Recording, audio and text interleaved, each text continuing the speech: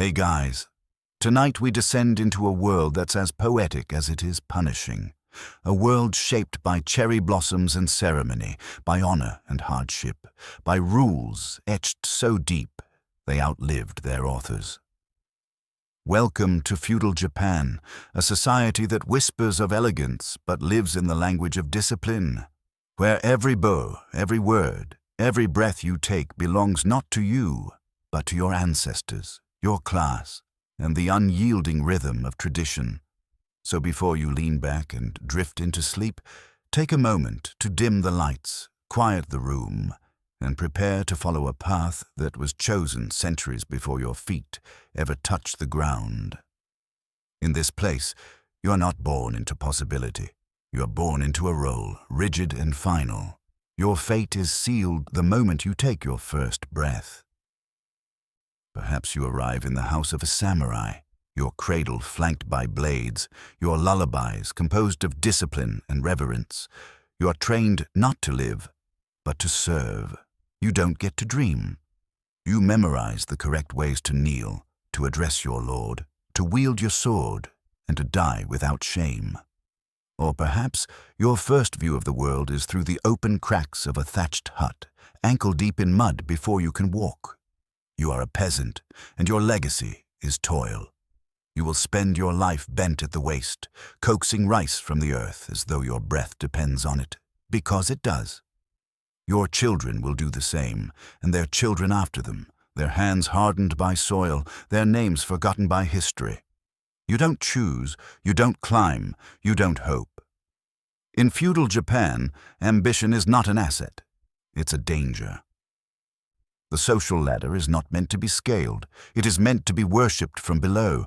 The classes are fixed: warrior, farmer, craftsman, merchant, each confined in its own invisible cage, and below even them, the unspoken tier, the untouchables, the butchers, the tanners, the ones whose hands deal with the dead so that the living may remain clean.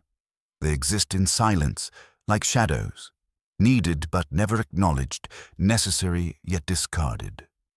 They perform the work that society cannot survive without, and in return they are erased. But don't mistake wealth for respect. A merchant may count his coins, may possess silk and spices and secrets, but his status is hollow. Because in this world, labor is purity. Wealth without calluses is suspect. If you profit without suffering, you are seen as morally deficient, too clever to be noble, too efficient to be trusted. Meanwhile, the peasant who toils under a merciless sun faces crushing taxes. If he yields too much, his family starves. If he hides a handful of rice to survive, he commits a crime against the very order that keeps him chained to the fields. And for the samurai, the pressure is no less suffocating. His life is draped in honor, but it is a heavy garment. One tear, one misstep, one cough in the presence of his lord, and he risks humiliation, or worse. Honor is not something earned once. It is something proven every day, with every breath, every bow, every unspoken word. His sword is not for glory. It is for silence, for ritual, for the final act of obedience if ever he falters. And if you were born a woman, your world is smaller still. Your life, no matter your class, is not your own. Your marriage is arranged, your voice tempered, your existence bound by the expectations of fathers, husbands, and lords. If you are lucky, you may study a poem. If you are blessed, you may recite it softly before returning to the duties that define your worth. Obedience, modesty, and grace performed without witness. From the moment you rise to the moment you sleep, your life is a script.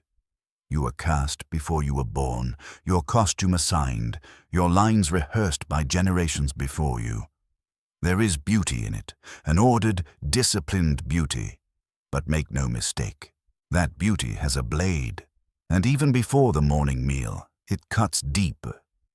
In a society where honor is currency and shame is a weight no man dares to carry, even washing becomes a moral act. From the outside, Japan in this era may seem harsh, austere, even cruel. But it was also remarkably clean. Not the casual hygiene of a quick rinse or a splash of perfume. Here, cleanliness was closer to religion. It was purity, devotion, a shield against both illness and disgrace. There is no faucet, no steaming bath waiting behind a sliding door.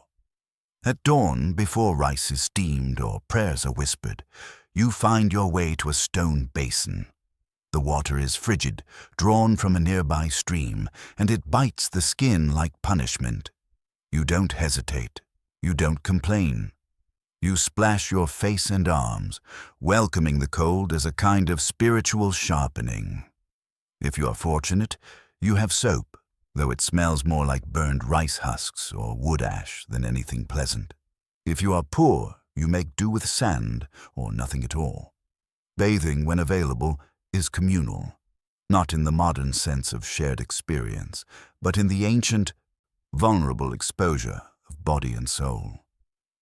A bathhouse, if your village is large enough to have one, becomes the center of ritual. There are no stalls, no barriers, no modesty. You sit beside your neighbors, your elders, your landlord perhaps, stripped of rank, clothes, and privacy. And yet the bath is sacred. You do not enter the shared waters until every inch of your body is clean. To sully the water is to shame your entire family. You scrub first, soak later, and never, ever speak above a whisper. And if you live far from a bathhouse, then you wash what you can, when you can. You clean your teeth with ash or salt rubbed on a stick. You trim your nails because unkempt hands are seen as moral weakness. Your robe, though simple, is aired regularly, even in winter. You do not smell of labor. You smell of restraint. And if you are a woman, this expectation is doubled. You are to smell like cherry blossoms and resolve. Your hair must be swept up, pinned, combed with patience that borders on religious. You do not merely bathe, you present your body as an extension of your family's dignity. The samurai, of course, must be spotless. Their lord may inspect them at any time, not just their blade or their stance, but their cuticles, their breath, the crease of their robe. One errant thread, one patch of dry skin, and they risk disgrace. You see, feudal Japan understood something we often forget, that cleanliness is not merely comfort. It is discipline made visible. It is submission to a higher order. To be unclean is not only unsightly, it is shameful. And yet, even in this meticulous order, there is a kind of beauty. The sound of water pouring into a wooden tub, the smell of rice bran on damp skin, the silence shared between villagers as steam curls into the rafters. Here, even hygiene is a performance of grace, rehearsed for centuries, judged by everyone and passed down like scripture. To be born into the samurai class was to be chosen for sacrifice. From childhood, you are taught that your life is not your own. It belongs to your daimyo, your clan, and the bones of your ancestors. The law you follow is not written in ink, but in blood. Bushido, the way of the warrior. It governs how you stand, how you speak, how you endure. It does not forgive and it does not forget. You are trained not just to fight, but to vanish into discipline. You study swordsmanship, but also silence. You learn how to draw a blade, but never in anger. You memorize poems, even as your hands grow calloused from the bowstring. You must know the name of every flower in your lord's garden and the precise angle of every bow. A raised voice is a blemish, a clumsy gesture, a crime. Emotions are swallowed whole because to lose control is to lose face, and to lose face is to invite death, not from an enemy, but from yourself. When a samurai fails, he does not apologize in words. He performs a ritual. It is quiet. It is exact. He kneels, exposes his belly, and ends his shame with a short blade and a final breath. This is seppuku, not myth, not metaphor. but a reality expected of those who fall from grace. It is not only accepted, it is revered. To die by your own hand is the highest form of apology, and if you are told to do it by your Lord, you don't question, you comply as honor demands. The pressure never ceases. You eat last, you rise first, you ride into battle with precision and return with silence. You are allowed no joy, only purpose. And every day, you must maintain the illusion of unshakable grace. Your robes must not wrinkle, your sword must never rust, your thoughts must never wander. You must be ready to kneel and die for a command you do not understand, from a man you barely know, because his bloodline demands it. And still, you train. You practice archery at dawn, then calligraphy by candlelight. You do not laugh too loudly, you do not love too openly. You are a blade with breath, sharpened not to slice, but to endure. And yet, all it takes is a single insult, a glance held too long, a wrong step in a tea ceremony, and your entire world can end. Not in dishonor, but in ritual. To be samurai is not to chase glory. It is to balance at the edge of it, knowing that a single slip means not disgrace, but death. You wear armor, yes, but not to protect your body. It is there to carry your burden. You live in layers of silk, steel, and silence. And your greatest fear is not dying. It is failing to die properly. To be born a peasant in this world is to inherit exhaustion. There is no rising sun without labor, no evening sky without aching limbs. Your home is a hut with a straw roof and walls that tremble in the wind. There are no doors, no windows, just woven mats, shared silence, and the occasional chicken that wanders freely as if mocking the idea of ownership. Your day begins not with choice, but with duty. The sun is not your companion, it is your taskmaster. You rise before it crests the horizon and begin the dance of cultivation. Rice is your livelihood, your currency, your curse. The fields are not serene landscapes. They are vast, waterlogged trenches that pull at your legs and your spirit. Each step is a battle against muck, against fatigue, against time. You plant, you weed, you pray it doesn't flood, you hope it does not dry. You watch the sky not for beauty, but for survival. And when you return home, your work is not done. You mend tools, you share what little food you have. Perhaps a thin porridge made from barley pretending to be rice. A sour pickle preserved weeks ago when the gods were kinder. If your harvest was poor, there is hunger.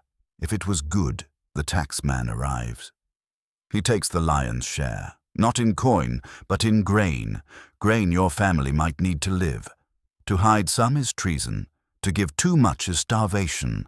There is no winning, only obedience. You cannot leave your village without permission. You cannot complain. Your voice is not considered worthy of debate. Your feet are tethered not by chains, but by law. You are, in essence, a prisoner to the seasons and the scrolls written by men you will never meet. If you dream, you do so quietly. If you laugh, it must not be too loudly, lest someone mistake it for disrespect. But once in a while, there is a festival. A reprieve, brief and blazing. Lanterns flicker, sack flows, drums echo into the night. You dance, not because life is joyful, but because it must be endured. You laugh, not to forget, but to survive. And the next morning, you return to the mud, to the rice, to the silence. You are the invisible engine of the nation, the one who feeds it, lifts it, sustains it. And yet you are treated like dust, replaceable, forgettable. In death, your name may vanish. But in life, your suffering echoes beneath every polished floor, behind every noble's feast. If you were a peasant, your meals were plain, sparse, and painfully predictable. Rice was the dream, barley was the reality. Every bowl held the same story. Steamed grains, if you were lucky. If not, it was porridge so thin it resembled memory more than nourishment. Pickled radish added crunch, sometimes turnips for bulk. Meat was rare, an accidental blessing, or the result of a chicken whose fate was sealed by hunger and a watchful eye. Fish appeared, but never fresh and never generous. Dried, salted, leathery, more a test of jaw strength than a source of sustenance. And soup, if it could be called that. A bowl of cloudy water warmed over an open flame, flavored faintly with miso or seaweed, with a mystery leaf floating on the surface like a broken promise. Every bite was a quiet negotiation with your body. Eat to endure, not to enjoy. And still, you were grateful, because hunger was always near. Food was not a comfort, it was an offering to the day ahead. To eat too much was indulgence, to eat too little was common, and to complain was treason. If you dared steal so much as a handful of rice from the wrong field, the punishment would be swift and public. Not a warning, but an example. Samurai, though higher in status, were not exempt from this austerity. They were fed better, yes, but hierarchy extended to the dining mat. They waited. Their lord, his family, honored guests. All ate first. The samurai's bowl was often filled last, sometimes cold, always precise. It wasn't just what you ate, it was when and how. Chopsticks held with ceremony. Posture, straight. Gratitude, quiet. You bowed before you ate and bowed after you finished, not just to the food, but to the invisible order that allowed you to eat it all. Seasons dictated availability. There were no imports from faraway lands, no preserved delicacies in a distant storehouse. If it was winter, you simply had less. That was the rule. Food wasn't a comfort. It was a reminder that nature ruled all things, that cold hands must plant, that hot sun must burn, that hunger, like honor, was always watching. Even tea was more than a drink. The ceremony around it was a dance of etiquette. You sat just so, you lifted the cup just right, you turned it, bowed, expressed humility with practiced phrases. Not to enjoy, but to belong, to fulfill a role, to perform civility with every drop. The taste of the tea mattered far less than the stillness it required, and so meals in feudal Japan were sacred, but not because they were grand. They were sacred because they were survival. A moment to practice discipline between hours of labor or duty. A quiet agreement with life. You will eat, you will endure, and you will not ask for more than your station allows. To speak your mind was not admired, it was dangerous. Every word carried weight, every sentence was a stone placed on a delicate structure that could collapse with a whisper. In this world, your opinion was not your own. It was a potential liability to your family, your village, your clan. One misplaced phrase could cost you status. One ill-timed joke could invite exile, and a single word of disrespect, that could cost your life. In public, you measured your tone like a blade. You bowed before you spoke, and even then, only if your place in the hierarchy allowed it. A peasant did not raise his voice to a samurai. A wife did not interrupt her husband. A son listened before he asked.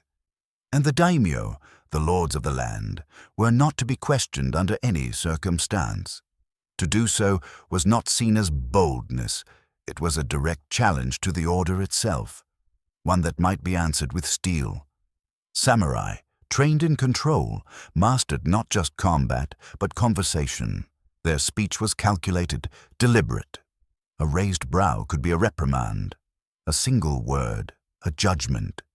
If anger stirred in them, it had no place in their voice. To speak with emotion was seen as a failure of discipline. A sharp tongue could shame a man more quickly than a dull blade. And apologies, those were never spoken lightly. To say sorry was not enough. You bowed, you groveled, you wrote poetry of shame. You sent gifts with trembling hands, hoping the gesture would be accepted before a blade found your neck. Tone mattered as much as meaning. A sincere apology could soothe.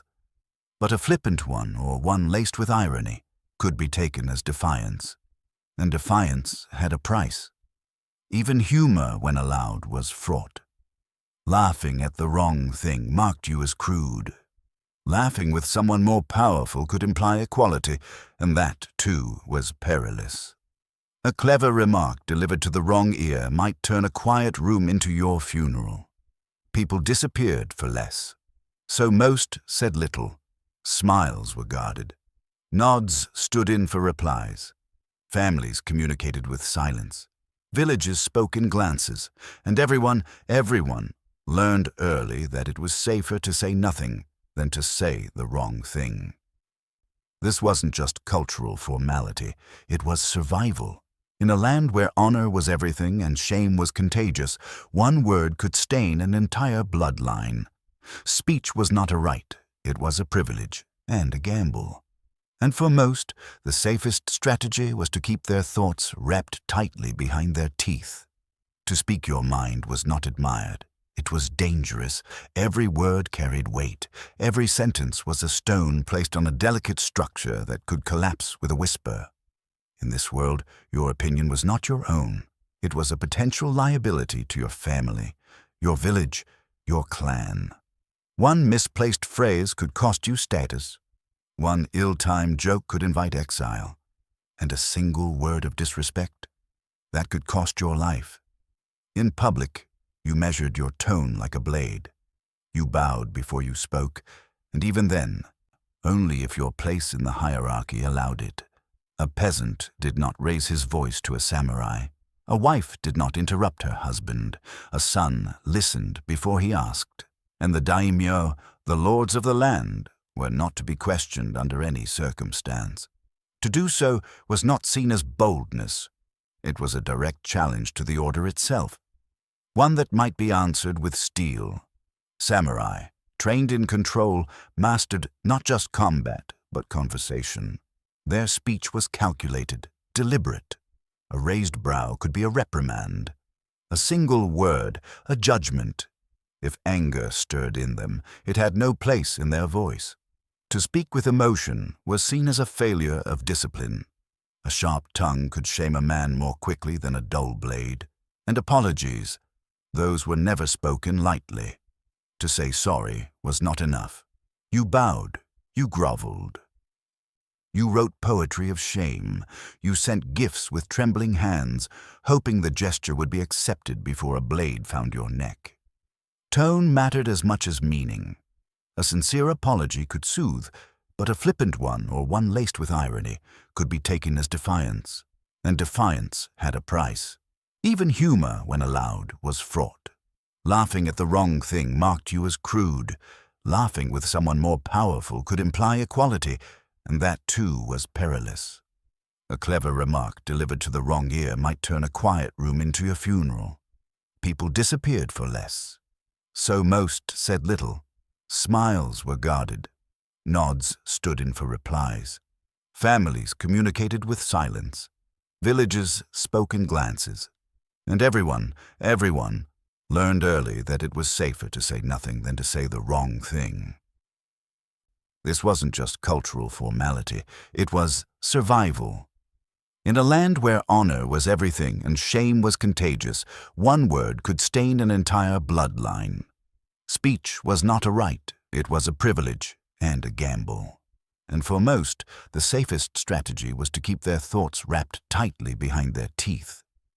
Clothing in this world was not fashion. It was law, etiquette, and identity woven into every seam.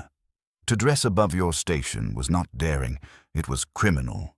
The type of fabric you wore, the colors dyed into it, even the length of your sleeves were all dictated by rank and societal expectation. The kimono was not just an outfit, it was a code, silently interpreted by everyone around you. If you were a samurai, you wore silk, not the kind that shimmered, but the kind that subdued. Rich, layered robes of deep indigo, earthen browns, or crimson dyed so dark it bled into black. These colors did not call attention. They commanded respect, each layer folded with meaning, each accessory selected not for flair, but for function. The long and short swords at your hip, the daisho, were more than weapons. They were symbols of lawful power. To wear them was to walk with the weight of judgment. To wear them incorrectly was to invite disgrace, or worse. Peasants dressed in cotton, coarse, homespun, unadorned. Browns and greys dominated their world, not from modesty, but because dye was a luxury they couldn't afford. Their clothes were not chosen, they were inherited, patched, and practical. A farmer's robe said plainly, "I work with the land. I do not own it. My feet are bare not by preference, but by poverty." Every thread was a reminder that beauty was a privilege denied to them. Merchants, interestingly, had money but no status. Their clothing reflected this awkward middle ground. They could afford fine fabrics, but could not flaunt them. Their garments whispered wealth, never shouted it. They wore subdued silks, cleverly tailored but never ostentatious. To appear too successful was to risk suspicion, even reprimand. In a society where honor was linked to labor, earning too much through trade made you morally questionable.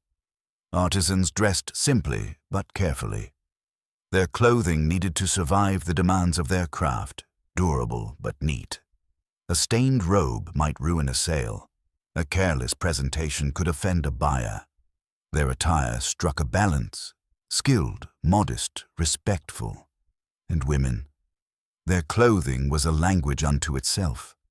A young woman's kimono might carry seasonal motifs, plum blossoms in spring, maple leaves in autumn. But everything was coded. The cut of the collar, the knot of the obi, the shade of red or blue. All declared her age, her status, her marital eligibility. A single misstep in attire could trigger gossip, shame, or worse. Hairstyles were equally precise. Elaborate coifs held together with wooden pins or ivory combs, sometimes taking hours to complete, even if the day's labor involved carrying water or pounding rice. Beauty was not an indulgence, it was an expectation. And like everything else, it was defined by your place. To live in feudal Japan was to dress for the role you were assigned, not the one you dreamed of. Your garments were shackles stitched with tradition, and the most dangerous thing you could do was forget that every thread was being watched. In the romantic imagination of modern minds, it's tempting to envision feudal Japan under moonlight, with cherry blossoms falling gently onto stone paths as lovers meet in hushed secret. A samurai steals a moment with a court lady. A peasant sneaks a smile between market stalls. But that image, while beautiful, belongs to poetry, not to real life. In feudal Japan, love was not forbidden, but it was almost always inconvenient. Romance, affection, desire. These were things tucked away in the margins of life, never allowed to sit at the center. Marriage, the most defining union in a person's life, was rarely a matter of the heart. It was an arrangement, a pact, a strategy. Whether you were born in the mud or among the elite, your marriage was never truly yours. If you were a peasant, your fate was decided early. Your parents and perhaps the village headman would quietly negotiate your future. No courting, no letters, no long walks in the fields. Instead, practical matters prevailed. Can he carry wood? Can she birth children without complaint? Are her teeth strong? Are his shoulders wide? Compatibility was measured in utility, not emotion. Love might come later, if you were lucky. If not, you simply learned to share silence in peace. Among the samurai, however, the stakes were higher. Marriage was not a private bond. It was a public tool. A daughter could be wed to secure an alliance between clans. A son might be ordered to marry a distant cousin to preserve land holdings or settle an old grudge with a silk kimono and a forced smile. Love, in this world, was an indulgence too costly to afford. Instead, discipline replaced passion, and family came before feeling. You bowed at the altar, not because you chose to, but because duty required it. For women, these marriages were more than political instruments. They were cages wrapped in brocade. A samurai daughter might be married at 15, her future signed away with ink and incense. From that day forward, her life became a quiet choreography of obedience. She would be trained in calligraphy, in the etiquette of tea, in the art of preparing seasonal meals, but never in how to raise her voice or question her fate. Her emotions were her own only in the privacy of dreams. And even then, she was expected to apologize for them. A woman's worth was measured not in intellect or opinion, but in how well she upheld the image of her house. To serve tea with the correct grip, to bow at the perfect depth, to bear sons with grace and silence, this was her duty. To fall in love with a flute teacher or a wandering poet was not romantic. It was scandalous, and if discovered, it could bring ruin not only to her, but to her entire family. Adultery was not just betrayal, it was sacrilege, a crime punished sometimes by exile, other times by death. And yet love did exist, secret, painful, hungry. There were letters smuggled in sleeves, poems whispered behind fans, glances stolen at the wrong time, says there were women who risked everything for a moment of real connection, and men who abandoned honor for the sake of a feeling they could not suppress. But in the end, society always found a way to correct them. Honor had no patience for longing. Even for men, the institution of marriage was a performance. Some samurai kept concubines, though not out of passion, but out of status. A man might be expected to father children through multiple women to ensure the strength of his line. But each new bond was another layer of obligation, another audience to please. A house full of wives and concubines was not a romantic haven. It was a hall of whispers, envy, and silent duty.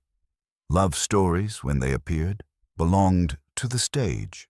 In no dramas and ghost tales, love could be grand, tragic, beautiful, but in real life, it was a risk rarely taken, because love made people unpredictable, and in feudal Japan, nothing was feared more than disorder.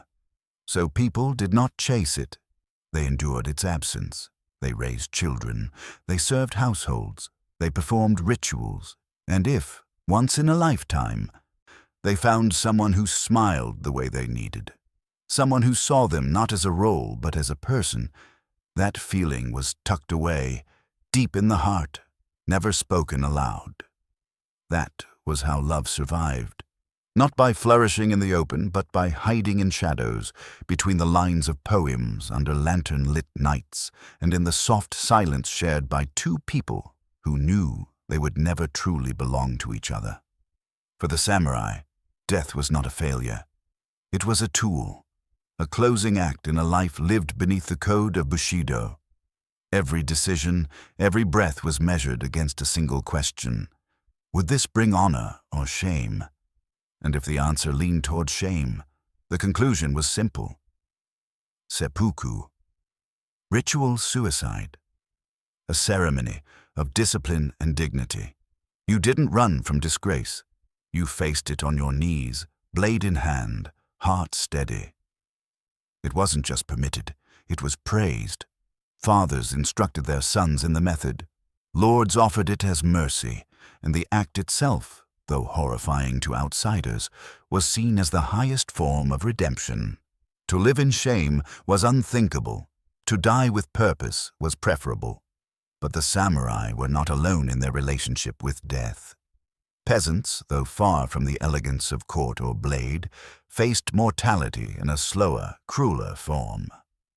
There were no swords for them, only hunger, disease, accident.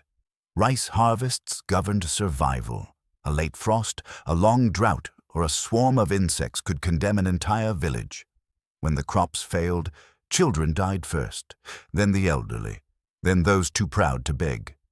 If a family attempted to hold back rice to survive, they were labeled traitors, tax dodgers, and punished accordingly. Heads displayed on poles served as reminders. Loyalty was paid in grain, not blood. Bandits haunted the roads, striking under moonless skies. Villages could be raided overnight. Homes burned, fields trampled, food stolen, and always there were the taxes, the relentless scraping of wealth from the bottom up. If a peasant couldn't pay, his tools were taken. If that wasn't enough, his land. And if that still didn't satisfy the collector's tally, his life. He was not a citizen. He was an asset, and assets could be discarded. Nature, too, played its role. Japan was, and remains, a land of elemental force. Earthquakes, floods, fires, and tsunamis were not rare. They were rhythms in the national story. A thatched hut could be flattened in seconds.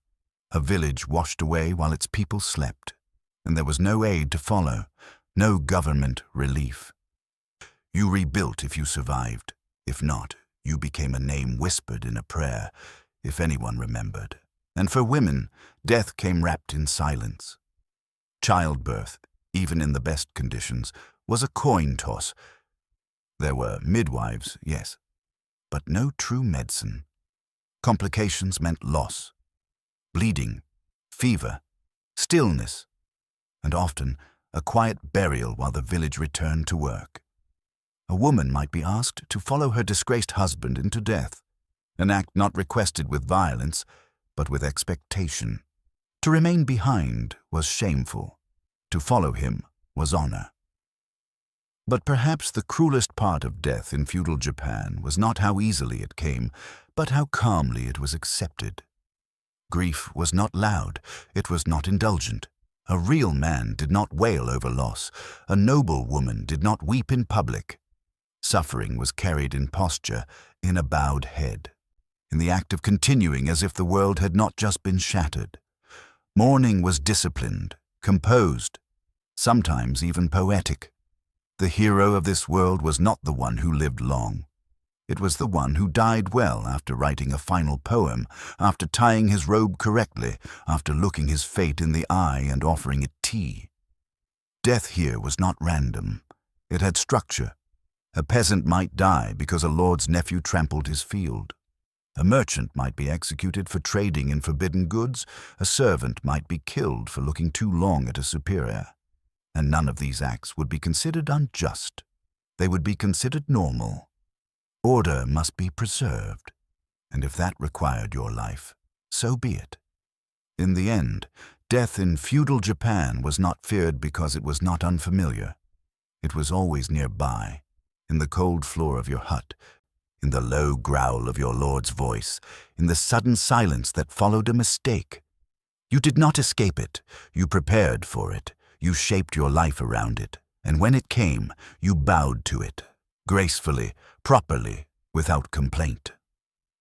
From the moment you were born, your name, your path, your future, all belonged to something older, deeper, and far more powerful than your own desires.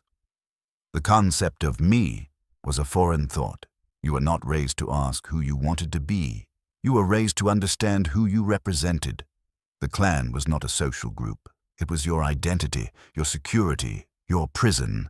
Every action you took, every bow, every whisper, every minor success or misstep, reflected upon your bloodline.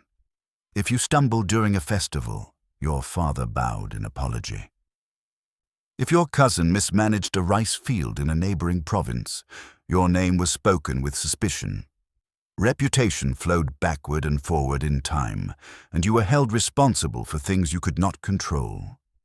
If your clan was known for loyalty, you were expected to uphold it, even if your lord had no honor. If your clan had a history of bravery, you were expected to die before appearing afraid. This wasn't tradition.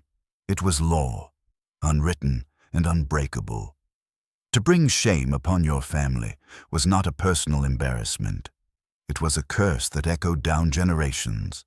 A single scandal could ruin a house. A single forbidden romance could see your siblings cast out, your uncles demoted, your cousins denied marriage. The burden was heavier still for those born into prominent families. Every waking moment became a performance. Your handwriting was a reflection of ancestral pride. Your posture at dinner determined how others judged your lineage. To laugh at the wrong time was not just a faux pas. It was a threat to the family's standing.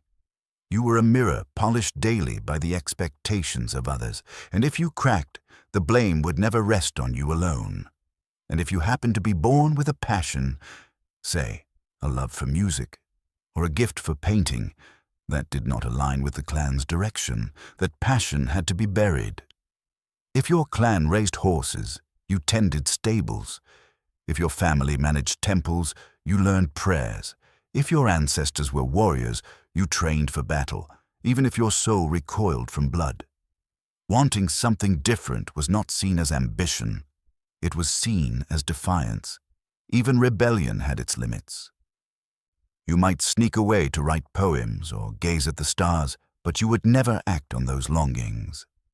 Because to do so would not just isolate you, it would disgrace those who raised you, those who shared your name, those who came before and after. Individuality wasn't just suppressed, it was considered dangerous, a loose thread that, if pulled, could unravel centuries of order. Marriage followed the same logic. You did not marry for love. You married to strengthen alliances, to secure trade, to mend old feuds. Sometimes you married a stranger. Sometimes you married a relative. Sometimes you were told who you would marry, and that was that. If you were lucky, your partner was kind. If not, you endured. Because love was not the point. The clan was. The pressure was unrelenting, but it was dressed in beauty. Ceremonies, robes, calligraphy. Rituals. Each one reminded you of your place and of the honor you must preserve. Even children understood their role. Boys were groomed to serve, to obey, to reflect their fathers. Girls were trained to host, to bear children, to vanish into another household with grace. In this world, scandal was the ultimate sin. A drunken outburst at the New Year festival could follow your family for decades. A poem too bold, a friendship too familiar, a flirtation too open, it all cast long shadows. A samurai uncle might be expected to take his own life to restore dignity. A mother might weep in silence as her daughter was sent to a distant province to begin again. Nothing was forgotten. Everything was recorded, not in paper, but in memory and gossip. You were never alone, not really. The eyes of your ancestors watched from the scrolls on the wall. The judgment of your community echoed in every passing glance. The footsteps you took were not your own. They followed tracks laid centuries ago by people who expected you to follow and never stumble. And yet, there were those rare few who dared to speak out, to live differently, to love outside the lines. Most were silenced, some were banished. A handful became legends, but always with an asterisk, always with the whisper, they were brave, but they brought shame. Because in feudal Japan, the worst thing you could be wasn't wrong. It was disruptive. You were not a person. You were a symbol, a thread in a tapestry so tightly woven that even one fray could threaten the whole design.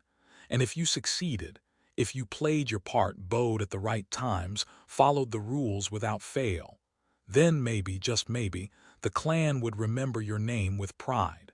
But they would remember the clan first, always. Feudal Japan was a land of breathtaking beauty, this much is true. Towering mountains cloaked in mist, slopes of pink cherry blossoms fluttering in spring, bamboo forests so dense they whispered secrets in the wind, rivers carving through valleys like ink strokes in a painting. But that beauty, it had claws, because beneath the serenity was an ancient truth. Japan was not a country that bowed easily to its people. It was a land governed by nature, and nature was volatile. Mountains, seas, forests, they were not just geographic features. They were living forces, divine and moody. To live in Japan was to live with the understanding that the earth could, and often did, turn against you. Typhoons swept in like divine punishments, not the kind you can outlast indoors with candles and broth, but storms that leveled villages and left nothing but broken beams and scattered rice stalks. Winds roared with such fury that roofs were torn away like paper lids. Entire harvests, months of muddy labor, were undone in hours, swept into rivers and carried out to sea. And then came the silence. Not peace, but the stunned stillness of survivors looking over what remained. Earthquakes were less grand, but more cruel. They struck without warning, cracking open the ground and toppling everything built upon it. A quiet morning might suddenly split in half, the floor buckling beneath your feet, your walls collapsing inward. And when it ended, if you survived, there was no comfort. Just dust, shattered shrines, and the grim task of starting over. Fire followed closely behind. In a country where homes were built from wood, where lanterns burned with open flame, and where communities huddled together in close quarters, all it took was a spark. A candle overturned, a hearth unattended, a gust of wind at the wrong moment. And then the village burned, not just homes but granaries, temples, memories. Fire had no loyalty. It devoured samurai estates and peasant huts with equal hunger. Floods were the quieter cousins of storms. When the rivers overflowed, and they often did, entire regions became marshlands. Roads vanished beneath brown water. Rice paddies turned to lakes. Livestock floated downstream. Disease crept in as the water lingered, turning clean wells into poison. A good harvest could be undone by a single week of rain, and no one, not even the most skilled farmer, could stop it. And then there were the droughts, weeks, sometimes months with no rain. Cracks formed in the soil, crops withered under a merciless sun. Families gathered around empty buckets, staring at clouds that refused to give. Wells ran dry, rivers shrank. Prayers rose into a sky that did not answer. Drought was not loud, but it was devastating. Hunger arrived slowly with a polite knock. Then it stayed. And winter, oh winter, in the stories it was beautiful. Snow blanketing rooftops, quiet fields sleeping beneath frost. But in reality it was bitter. Cold seeped into your bones, into the very walls of your home. There was no central heating, no fire that burned through the night. You huddled around a clay brazier trying to keep fingers from going numb. Blankets were thin. Wood was precious. And if your stockpile was low, there was no comfort to be found. Frostbite was not an accident, it was a constant companion. You endured it with silence because to complain was weakness. To survive was expected. And sometimes the earth itself opened in fury. Japan is part of the Pacific Ring of Fire, and with it came volcanoes, silent for decades, then roaring back to life with smoke, ash, and molten stone. Villages disappeared under volcanic clouds. Crops were buried in sulfur. The sky turned dark in daylight and nothing could be done. This was not divine punishment, it was simply the way of the land. But the worst part of all, you couldn't blame anyone.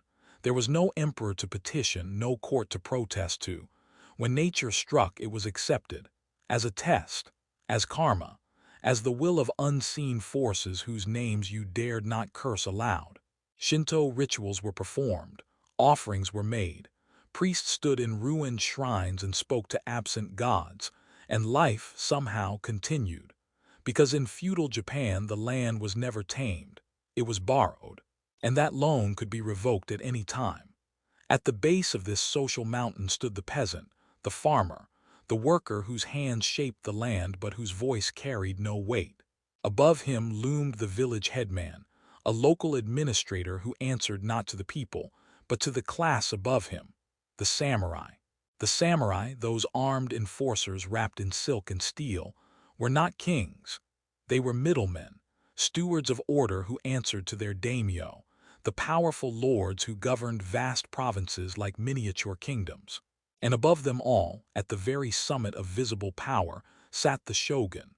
The shogun was more than a military leader. He was the hand that grasped the entire country by the throat. Appointed, at least on paper, by the emperor, the shogun held true power, issuing orders, raising armies, settling disputes, and ensuring that the hierarchy beneath him remained intact. But even the shogun was not immune to paranoia. Every move had to be measured. Every word weighed against the web of alliances, betrayals, and ambitions that coiled through the court like a snake under silk. The emperor, he still existed, yes, draped in ceremony, residing in Kyoto, worshipped but not feared. He was the sun behind the clouds, present, symbolic but distant. His blessing was required for the calendar, for rituals, for the legitimacy of rule, but his hands held no sword, signed no order of war. He reigned. He did not govern. Power in feudal Japan was not something you earned through charisma or bold ideas. It was inherited, guarded, passed down like a family heirloom wrapped in old silk. Climbing the ladder was not possible. You were either born on a rung or beneath it. Attempting to rise above your station was seen as arrogance, and arrogance was punished with swift, public consequence. Even the samurai, those mythologized warriors with blades at their side, were rarely free to act. Their lives were tightly controlled by their lords. They might be respected, yes, but they were also watched, letters intercepted, movements tracked, allegiances tested. Their castles, though imposing, were not fortresses of freedom. They were cages built from honor and suspicion. The daimyo, for all their wealth and armies, lived under the constant gaze of the shogunate. Any hint of rebellion, or even of ambition, could trigger investigation. And if the shogun deemed a lord too powerful, too proud, too well-liked, he would act. Lands were seized, castles dismantled, families disgraced, heads, figuratively or literally, removed from their positions. And beneath all this, the people labored. They built the roads the daimyo traveled. They grew the rice the samurai were paid with.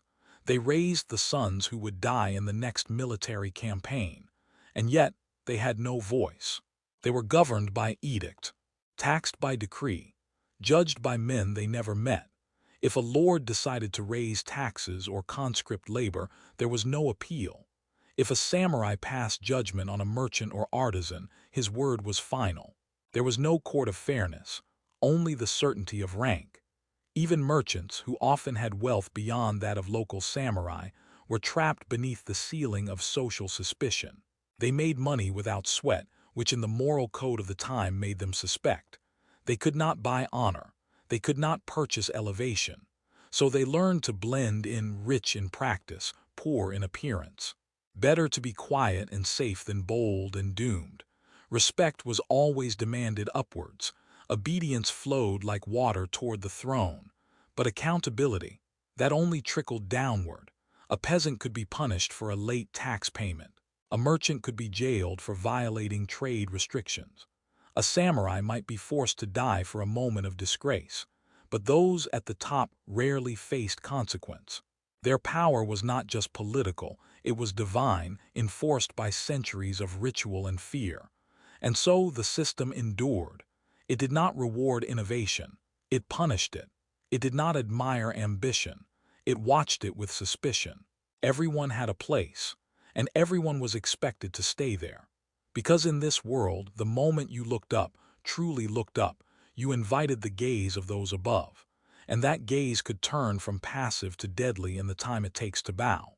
At the top of the educational pyramid stood the children of the samurai. From the moment they could walk, they were groomed to inherit not only the sword, but the mind required to wield it with restraint. They studied Chinese classics, Confucian ethics, poetry, military strategy, and the ever-present code of Bushido. Their lessons were not gentle explorations of creativity. They were systems of discipline. A boy born to a samurai house might recite poetry in the morning, drill with a spear by noon, and spend the evening copying moral aphorisms until his brush bled ink onto the tatami. Even handwriting was a reflection of honor. Sloppy characters. That suggested sloppy character. Education was not about personal fulfillment. It was about fitting into the machine of loyalty and restraint. Boys learned how to die with grace before they learned how to kiss. They studied maps of provinces they might one day defend or destroy, wrote farewell poems in case they were called to die young, and learned to mask every emotion behind a calm expression. Their minds were not sharpened to wonder but to obey. For samurai girls, education was more limited but no less demanding. They were trained in etiquette, calligraphy, sewing, and the subtle art of conversation that revealed nothing and offended no one.